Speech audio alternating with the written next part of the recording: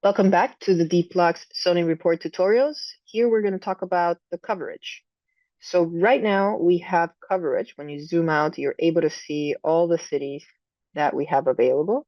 We have coverage in 126 cities. We're onboarding 100 new cities in the next couple of months.